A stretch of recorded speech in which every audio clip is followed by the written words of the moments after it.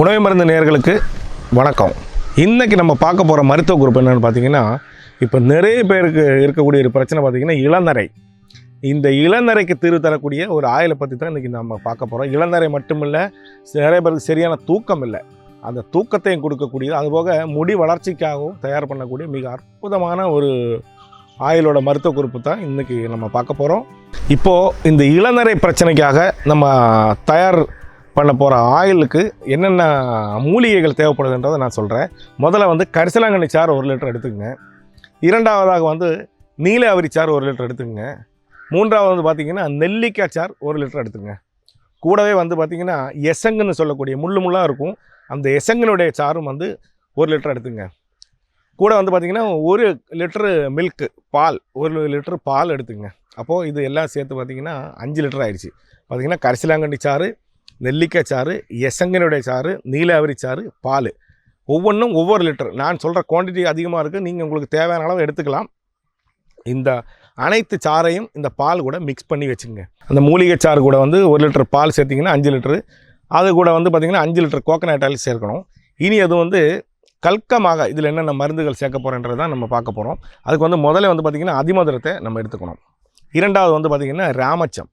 மூன்றாவது பார்த்திங்கன்னா சந்தனம். நான்காவது பார்த்திங்கன்னா கொழுந்து. ஐந்தாவதாக நம்ம பார்க்க போகிற பொருள் பார்த்திங்கன்னா கறிவேப்பிலை. ஆறாவதாக பார்த்திங்கன்னா மிளகு. அது கூட பார்த்திங்கன்னா நன்னாரியும் எடுத்துக்கணும், வெட்டி வேரையும் எடுத்துக்கணும். இப்போ இந்த பொருள் அனைத்துமே நீங்கள் என்ன குவான்டிட்டியில் எடுக்கணும்னு பார்த்திங்கன்னா 30 கிராம், ஒவ்வொன்றும் தனித்தனியாக 30 கிராம் எடுத்து நல்லா பவுட்ரு பண்ணணும். பவுட்ரு பண்ண பிறகு இது என்ன பண்ணணும்னு பார்த்திங்கன்னா பால் விட்டு இது நல்லா அரைக்கணும். கல்கத்துக்கு நல்ல மை மாதிரி அரைச்சி நம்ம எடுத்து வச்சுருக்கிற அந்த 4 லிட்டர் சாரும் 1 லிட்டர் பால் மிக்ஸ் பண்ணி வச்சுருக்கோம் இல்லையா, அது கூட பார்த்திங்கன்னா 5 லிட்டர் கோகனட் ஆயிலே மிக்ஸ் பண்ணி வச்சுருக்கேன். அதில் இந்த கல்கங்கள் பூரா அப்படியே கலந்துடணும். கலந்து அடுப்பேற்றி இது என்ன பதத்தில் வடிகட்டணும்னு பார்த்திங்கன்னா மணல் பதத்தில் இந்த ஆயிலை நம்ம வடிகட்டி எடுக்கணும். இந்த ஆயில் மணல் பதத்தில் வடிகட்டி எடுத்த பிறகு இது எப்படி பயன்படுத்தணும்னா, உடனடியாக இதை பயன்படுத்தக்கூடாது. இது ஒரு 15 நாள் சூரியஸ்புடம் செய்யணும்.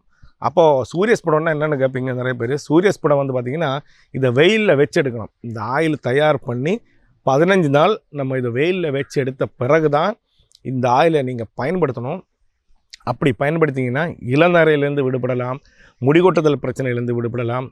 இது ஒரு அனுபவமான மருந்து. அதே மாதிரி தூக்கமின்மைக்கு இது மிக முக்கியமான ஒரு தைலம். இது நீங்கள் குளிக்கிறதுக்கு முன்னாடி ஒரு அரை மணி நேரத்துக்கு முன்னாடி இதை அப்ளை பண்ணிட்டு அதுக்கு பிறகு குளிச்சிக்கலாம்.